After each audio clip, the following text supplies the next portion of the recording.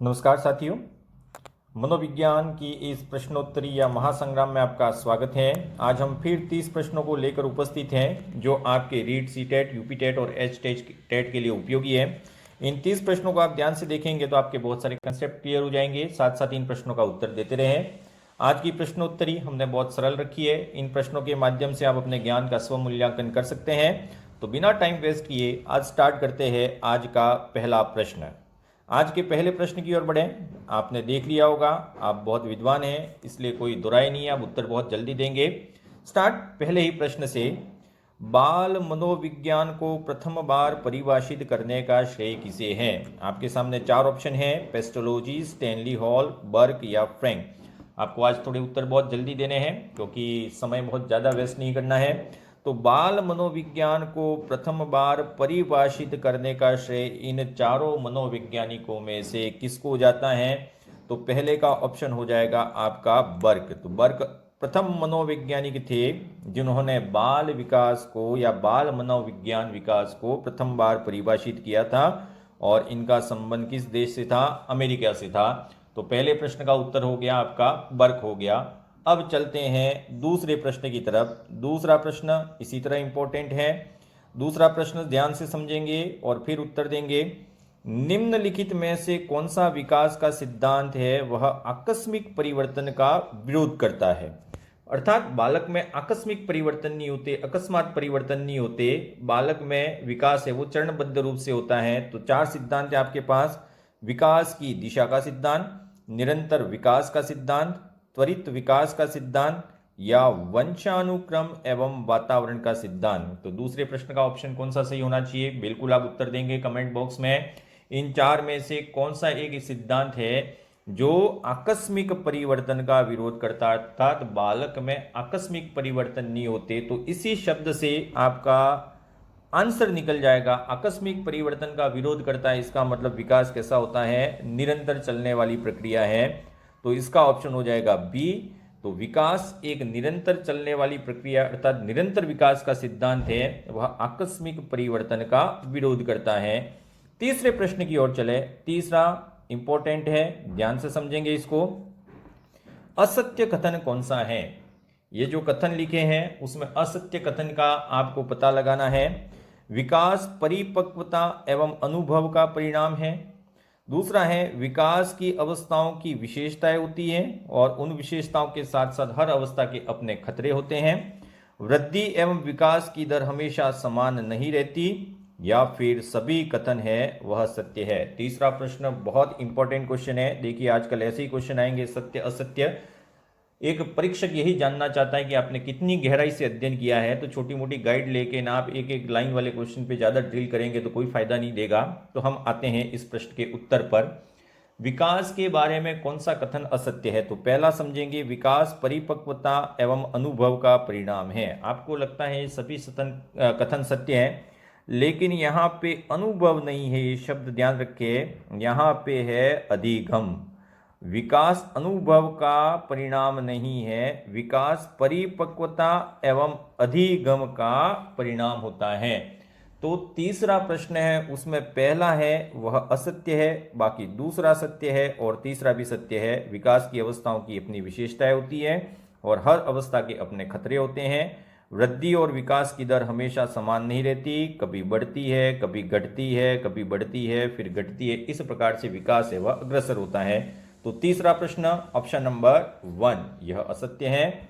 अगले प्रश्न की ओर बढ़े। चौथा प्रश्न बहुत सरल प्रश्न है। आज के प्रश्न बहुत सरल ही है ताकि आपका मनोबल अचानक गिर नहीं जाए।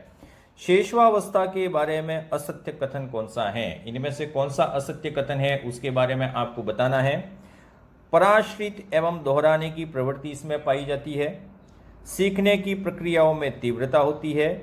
अमूर्त चिंतन का विकास होता है और जिज्ञासा की प्रबल प्रवृत्ति पाई जाती है। अर्थात ये 4 जो लिखे हुए हैं, इन चारों में से शेषवावस्था के बारे में सुमेलित नहीं है या असत्य कौन सा है, इसको आपको चयन करना है।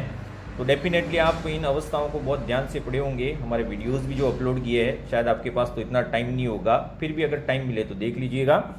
शेषवावस्था के बारे में असत्य कथन कौन सा है? तो पराश्रित एवं दोहराने की प्रवृत्ति बिल्कुल पाई जाती है, दोहराने की प्रवृत्ति।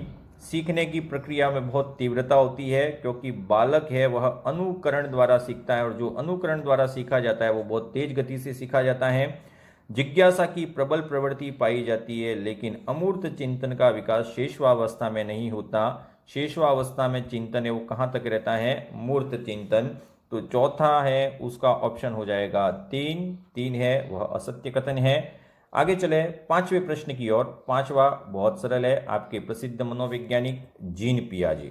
ठीक है, जीन पियाजे के बारे में आप बिल्कुल जानते हैं। इस पांचवें प्रश्न को एक बार ध्यान से पढ़ें। जीन पियाजे की वह पुस्तक जिनमें उन्होंने नैतिक विकास का सिद्धांत दिया, मॉरल डेवलपमेंट थ्योरी है, वो पियाजे ने भी दी थी, कोहलबर्ग ने भी दी थी। तो ये ध्यान रखना है, उनकी दोनों की पुस्तकों का नाम याद रखना है। पहला ऑप्शन है आपका बाल चिंतन की भाषा, दूसरा है the process of education, Emile, और moral judgement in child. Moral judgement in child, पांचवे का उत्तर कौन सा होगा? तो इन चारों में से आपको ढूंढना है, बाल चिंतन की भाषा, the process of education, Emily, या मॉरल जजमेंट इन चाइल्ड। तो जीन पियाजे ने जिस पुस्तक में नैतिक विकास का सिद्धांत दिया था वह पुस्तक कौन सी है? Moral judgement in child. तो इसका ऑप्शन हो जाएगा 4, यानी कि डी हो जाएगा। अगले प्रश्न की ओर बढ़े। छठा प्रश्न बहुत सरल, बहुत आसान। छठा प्रश्न, ऊरी ब्रॉनफ्रेंड ब्रेनर बहुत प्रसिद्ध मनोवैज्ञानिक थे, इन्होंने बहुत सारे काम किए, ये भी हमने बता दिया है।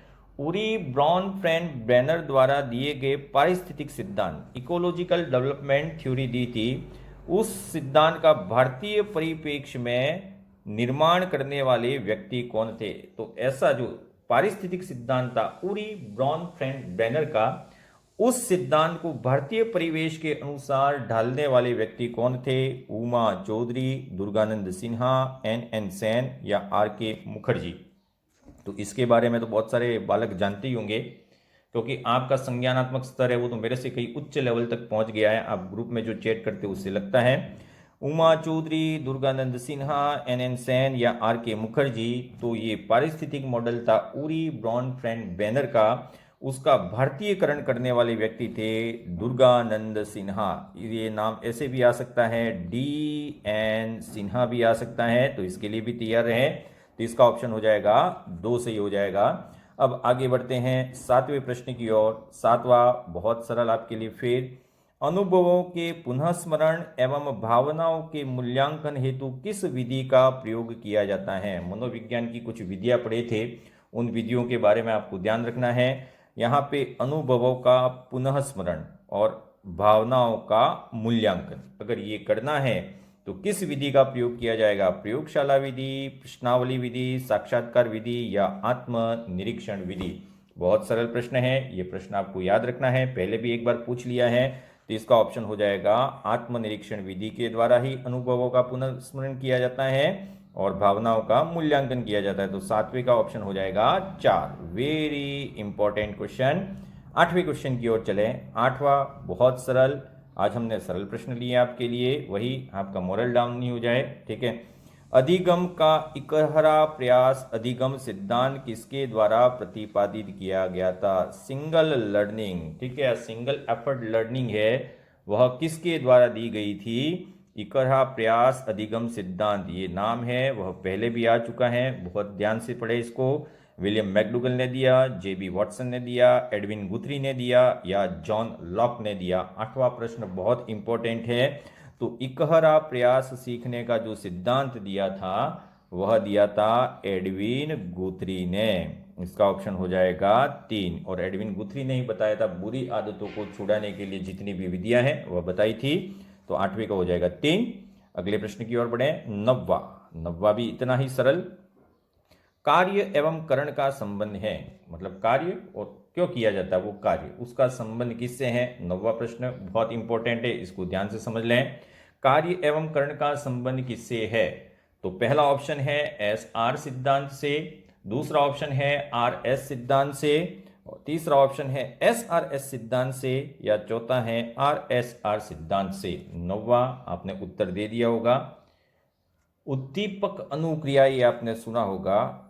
उद्दीपक उद्दीपक होने पर ही व्यक्ति क्या करता है, अनुक्रिया करता है। उद्दीपक को ही बोलते हैं स्टिमुलस और अनुक्रिया को बोलते हैं रिएक्शन। ठीक है, तो कार्य एवं करण का संबंध किससे है, एस आर सिद्धांत से। वेरी इंपॉर्टेंट क्वेश्चन, और इसका ऑप्शन हो जाएगा एक। 9वां है उसका ऑप्शन एक हो जाएगा, ये भी हमने आपको पढ़ाया था। नेक्स्ट चले हम अगला प्रश्न 10वां, बहुत आसान है। 10वां प्रश्न कहता है उपचारात्मक अधिगम विधि का समापन होता है। मतलब उपचारात्मक जो अधिगम होता है वह किससे समाप्त होता है। 10वां प्रश्न वेरी इंपॉर्टेंट। निदान से समाप्त होता है, प्रशिक्षण से समाप्त होता है, संवेगात्मक स्थिरता से समाप्त होता है, या फिर बालकों के दृष्टिकोण में परिवर्तन से। तो आपके पास ये 4 ऑप्शन है। इन चारों में से आपको कोई कौन सा सही लगता है, विद इन 5 सेकेंड आपको उत्तर देना है। 5 सेकेंड में आप उत्तर दे देंगे, आपने दे भी दिया होगा। तो उपचारात्मक जो अधिगम होता है उसका अंतिम लक्ष्य क्या होता है, तो इसका अंतिम लक्ष्य होता है बालकों के दृष्टिकोण में परिवर्तन करना। तो इसका ऑप्शन हो जाएगा 4, 10वें का 4। ये अगेन इंपॉर्टेंट क्वेश्चन है, बहुत ध्यान से पढ़ें। 11वें क्वेश्चन की ओर बढ़े। 11वां एक कथन है, किसने कहा, इसकी जानकारी आपको होनी चाहिए। कथन क्या है वो समझे। व्यवहार उद्दीपक एवं अनुक्रिया की उपज है, अर्थात आपका बिहेवियर उद्दीपक अनुक्रिया पर डिपेंड करता है। इसमें आनुवंशिक गुणों की प्रमुखता नहीं बल्कि वातावरण की महत्वपूर्ण भूमिका होती है। यह कथन का संबंध किस मनोवैज्ञानिक से है। यहाँ ध्यान रखें, व्यवहार है वह उद्दीपक और अनुक्रिया की उपज है, जिसमें आनुवंशिकता कोई योगदान नहीं देती। इसमें सर्वाधिक भूमिका किसकी होती है, वातावरण की। 11वां प्रश्न बहुत इंपॉर्टेंट, किसने कहा था, जेबी वॉटसन ने, रुडोल्फ गोइकल ने, विलियम मैकडुगल ने, या बी.एफ. स्किनर ने। तो वातावरण शब्द है, अधिगम पर वातावरण ज़्यादा प्रभाव डालता है। तो इस प्रकार का कथन है वह अधिकतर जेबी वाटसन के द्वारा ही कहे गए हैं। तो 11वें का ऑप्शन हो जाएगा आपका एक। 12वें प्रश्न की ओर चले अपन। 12वां प्रश्न है वह भी इतना ही इंपॉर्टेंट है। ज्यादातर विद्यार्थी परीक्षा के समय ही पढ़ाई करते हैं। वर्षा ऋतु में चिड़िया घोंसला बनाती है और भूख लगने पर ही भोजन किया जाता है। यह तीनों कथन किसकी व्याख्या करते हैं। 12वां बहुत इंपॉर्टेंट प्रश्न है। यहाँ देखें, पहला ऑप्शन है आपके पास, अभिप्रेरणा के बिना उद्दीपक का कोई महत्व नहीं है। दूसरा कथन देखेंगे हम, उद्दीपक के अभिप्रेरणा के बिना उद्दीपक का कोई महत्व नहीं है। उद्दीपक के बिना अभिप्रेरणा का कोई महत्व नहीं है। संवेग के बिना अभिप्रेरणा उद्दीपक का कोई महत्व नहीं है, या उद्दीपक की अस्थिरता का महत्वपूर्ण स्थान होता है। तो भाई बहुत सीधा सा प्रश्न है कि कोई व्यक्ति कब काम करता है, उद्दीपक होने पर काम करता है या अभिप्रेरणा होने पर। तो सीधा सीधा इसका ऑप्शन हमने कहा था कि कोई भी चीज या कोई भी कार्य किया जाता है तो सबसे ज्यादा जरूरी चीज क्या होती है, अभिप्रेरणा। बिना अभिप्रेरणा के उद्दीपक का कोई महत्व नहीं है। आपके सामने एक पानी का ग्लास रखा हुआ है लेकिन आपको प्यास ही नहीं लगी है, तो इस पानी का आपके लिए कोई महत्व नहीं है, और प्यास आपके लिए अंतर्नोद या फिर किसका काम करेगी, अभिप्रेरणा काम करेगी। तो पहला कथन है, ये तीनों 3 कथन है, उसका ऑप्शन किससे संबंधित है कि अभिप्रेरणा के बिना उद्दीपक का कोई महत्व नहीं होता। यहाँ उद्दीपक के बिना अभिप्रेरणा कोई महत्व नहीं है, ये भी गलत, ये भी गलत, ये भी गलत। तो ऑप्शन नंबर 1 सही है इसमें। 13वें क्वेश्चन की ओर बढ़े। 13वां उतना ही महत्वपूर्ण है। 13वां प्रश्न क्या कहता है वो समझ ले। MA, EA, AA और IA, ये एज बताई थी हमने, 4 प्रकार की एज। इन 4 प्रकार की एज में कौन सा है, वह एक आयु मानक है। बहुत इंपॉर्टेंट क्वेश्चन है ये, क्योंकि आजकल जो मापन और मूल्यांकन से संबंधित ऐसे ही प्रश्न आते हैं और बुद्धि परीक्षण में भी ऐसे प्रश्न पूछे जा सकते हैं। इसमें कौन सा एक आयु मानक है, MA और IA, MA और EA, AA और MA, AA या IA। प्रश्न नंबर 13वां बहुत इंपॉर्टेंट, हम उत्तर बता देते हैं। इसमें आयु मानक कौन से हैं, तो आयु मानक है MA और EA। अब ये क्या है, तो हमने ये वीडियो में पहले ही समझा चुके हैं, इतना टाइम नहीं कि यहाँ इलस्ट्रेट किया जाए। तो 13वां प्रश्न और 13वें का उत्तर हो गया 2। आगे बढ़ते हैं हम अगले प्रश्न की ओर। 14वां प्रश्न है। 14वां प्रश्न उतना ही महत्वपूर्ण है। बर्ट के अनुसार विद्यालय जीवन की आयु निर्धारित की गई है। बर्ट, ये बर्क नहीं है, ये बर्ट है। और बर्ट के अनुसार विद्यालय जीवन की आयु कितनी होती है? 10.5 वर्ष, 10.6 वर्ष, 11 वर्ष या 12 वर्ष। तो अधिकतर बालकों ने ये उत्तर सही किया है। बहुत अच्छे लोग हैं आप जो सही कर रहे हैं। बर्ट के अनुसार विद्यालय जीवन की आयु कितनी निर्धारित की गई है? 10.5 वर्ष, यानी कि इसका ऑप्शन क्या हो जाएगा? एक सही हो जाएगा। 14वां प्रश्न समाप्त हुआ। अब चलते हैं 15वें प्रश्न की ओर। आज हम थोड़ी सी स्पीड बढ़ाए हुए हैं, लेकिन आपको प्रश्न सही करने हैं स्पीड से। बिल्कुल, अब आगे चलते हैं 15वें प्रश्न की ओर। काइनेस्थेटिक क्यूज का संबंध किससे है? इंपॉर्टेंट क्वेश्चन, छोटा सा शब्दांश है, लेकिन संबंध किससे वो आपको ध्यान रखना है। श्रवण से, दृष्टि से, प्रत्यक्षण करने की असमर्थता से या अस्थि विकलांगता से। 15वां प्रश्न है काइनेस्थेटिक क्यूज। यह ऐसे बालकों के लिए थी जो सुन नहीं सकते थे, बोल नहीं सकते थे, अर्थात इसका संबंध किससे है? श्रवण से है। तो इसका उत्तर हो जाएगा एक 15वें का। अगले प्रश्न की ओर बढ़े। 16वां इंपॉर्टेंट है, आप पढ़ चुके हैं ये। जीवन अवधि विकास का संबंध किससे है? 16वां प्रश्न बहुत इंपॉर्टेंट है। जीवन अवधि विकास सिद्धांत है, यह किससे संबंधित है? संवेगात्मक स्वास्थ्य के विकास से, सामाजिक विकास से, नैतिक विकास से या संज्ञानात्मक विकास से। तो ये सिद्धांत है। जब हम संवेग पढ़े थे, संवेग कितने प्रकार के होते हैं, बालक का संवेगात्मक विकास किस प्रकार से होता है और संवेग स्वास्थ्य पर किस प्रकार से प्रभावित करते हैं, तो जीवन अवधि विकास का संबंध किससे है? संवेगात्मक स्वास्थ्य विकास से, न कि संवेगात्मक विकास से। स्वास्थ्य शब्द हट जाएगा तो ये प्रश्न गलत हो जाएगा, ऑप्शन गलत हो जाएगा। यहाँ संवेगात्मक स्वास्थ्य के विकास से इसका संबंध है। तो 16वां हो गया ऑप्शन नंबर 1। 17वें की ओर बढ़े। 17वां बहुत इंपॉर्टेंट प्रश्न है, इसको ध्यान से समझें। प्रत्येक समाज एवं संस्कृति में प्रायः ऐसा देखा गया है कि बालक एक खास उम्र होने पर कुछ खास व्यवहारों को अन्य व्यवहारों की अपेक्षा जल्दी सीख लेते हैं। मतलब एक आयु, निश्चित आयु मानक के अंदर बालक उस समाज में रहते हुए कुछ खास व्यवहारों को बहुत जल्दी सीख लेते हैं। यह क्रिया हेविंगहर्स्ट के अनुसार क्या कहलाती है? देखिए, सामाजिक विकास में भी हेविंगहर्स्ट ने बहुत ज़्यादा योगदान दिया था। हेविंगहर्स्ट के अनुसार यह क्या कहलाता है? सामाजिक प्रत्याशा, सामाजिक अंतःक्रिया, विकासात्मक पाठ या विकासात्मक अनुप्रेरणा। बहुत इंपॉर्टेंट क्वेश्चन है, आजकल ऐसे ही प्रश्न पूछे जाते हैं। तो 70वें का ऑप्शन हो जाएगा आपका विकासात्मक पाठ, जिसको बोला जाता है। 3 ऑप्शन है यहाँ पे। अब देखिए, सामाजिक प्रत्याशा क्या होती है, इसको भी समझ ले साथ में। बालक इतना काम तो करता है, लेकिन समाज भी है, वह उससे कुछ उम्मीद रखता है। समाज अगर बालक से कोई उम्मीद रखता है इन आदतों के सीखने से या व्यवहारों के सीखने से, तो वह तो कहलाएगी सामाजिक प्रत्याशा। लेकिन बालक जब अन्य व्यवहारों को जल्दी सीख लेता है दूसरे की अपेक्षा, तब ये कहलाता है विकासात्मक पाठ। और ये टर्म दिया था हेविंगहर्स्ट नामक मनोवैज्ञानिक ने। तो 70वें का ऑप्शन हो जाएगा आपका 3। 18वें प्रश्न की ओर चलें।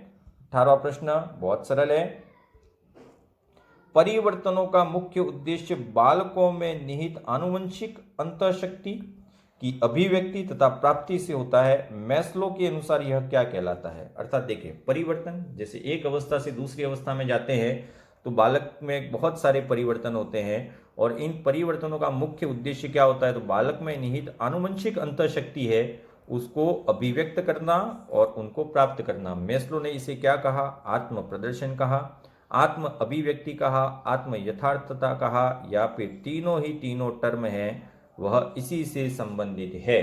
तो थोड़ा सा ध्यान रखें, जब बालक में परिवर्तन होते हैं तो कहीं न कहीं उसकी अंतर्निहित आनुवंशिकता है, वह बाहर की ओर प्रकट होती है। और मैस्लो ने उसके लिए एक वर्ड यूज किया था, वह है आत्म यथार्थता।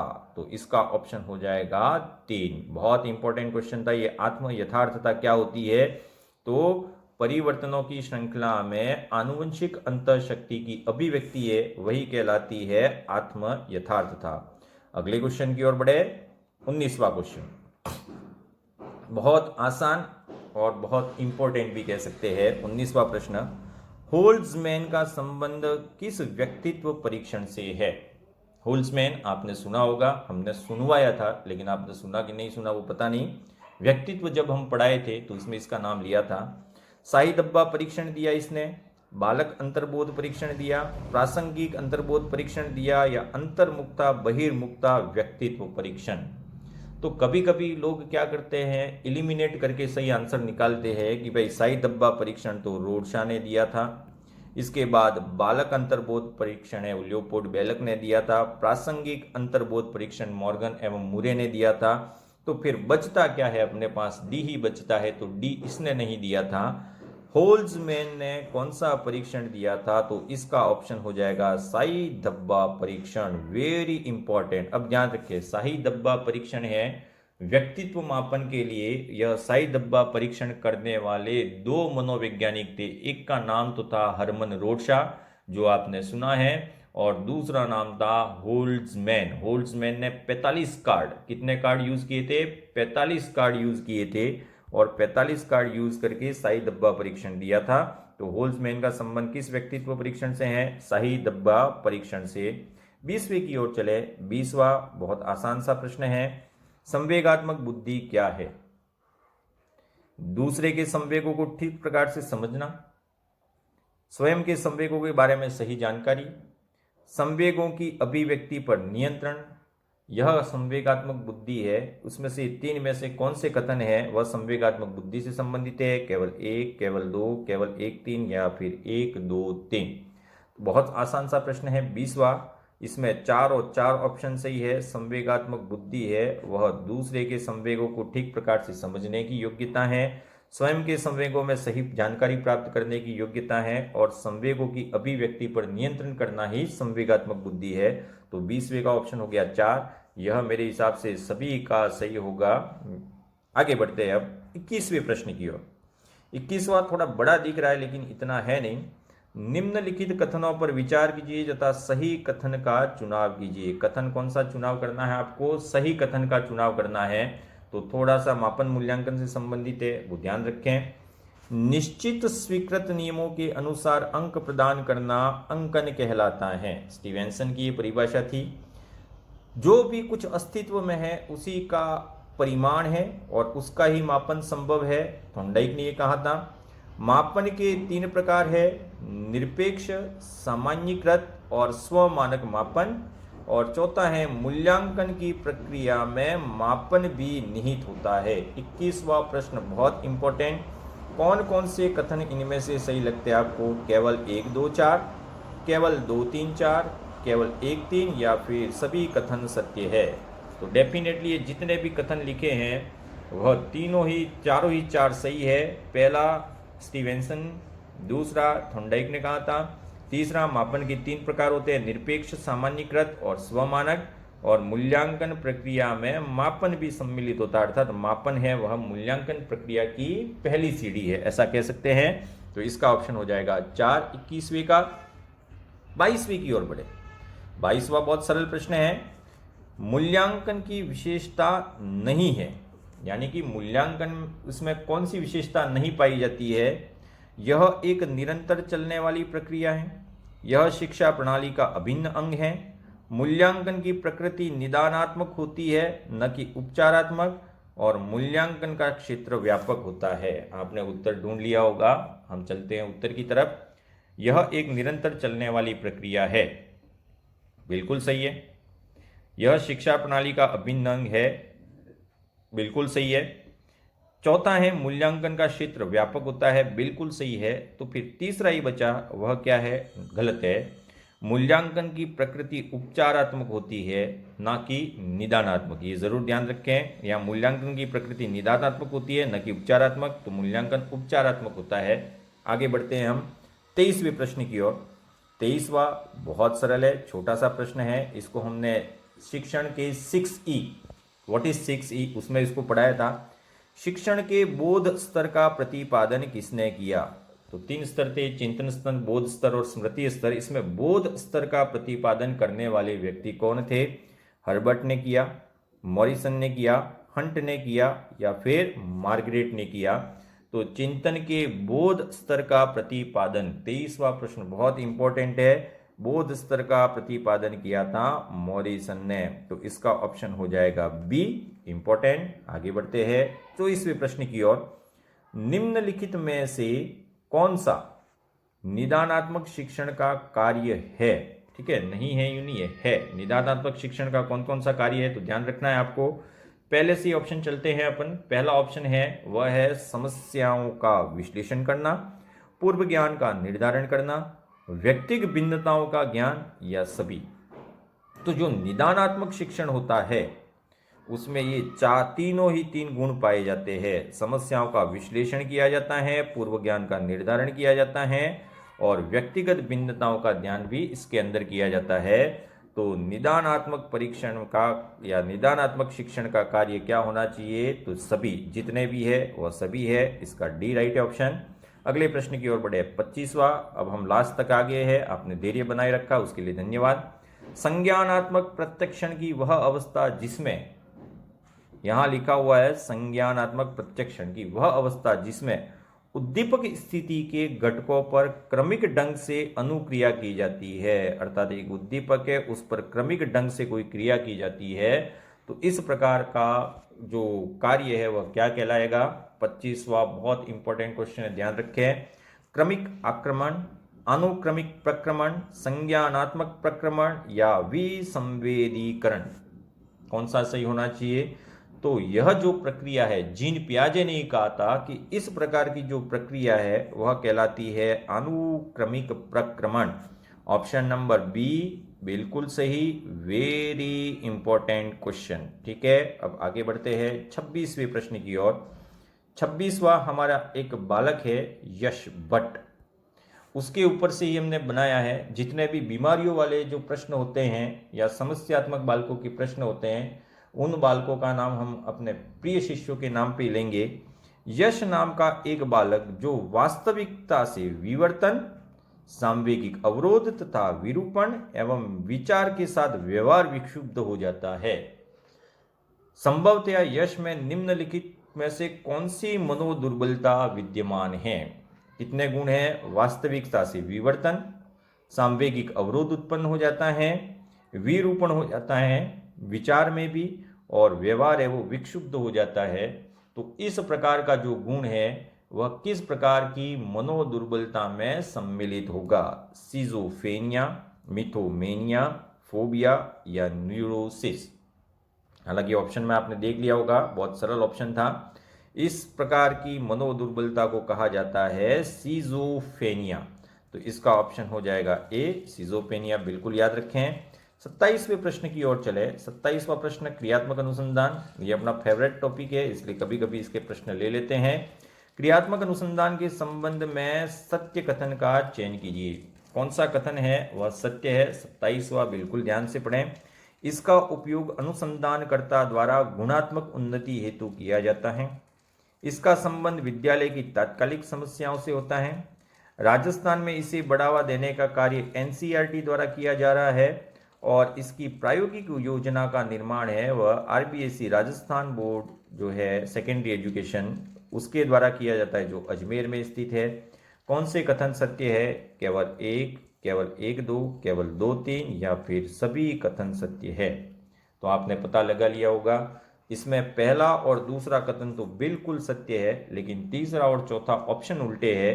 राजस्थान में इसे बढ़ावा देने का कार्य है वो आरबीएसई कर रहा है, और जबकि इसकी प्रायोगिक योजना बनाने का काम है वो एनसीईआरटी कर रहा है। Rajasthan board of secondary education वह राजस्थान में काम कर रहा है। ठीक है, तो 27वें का ऑप्शन हो जाएगा केवल 1 व 2, यानी कि 27वें का ऑप्शन है आपका 2।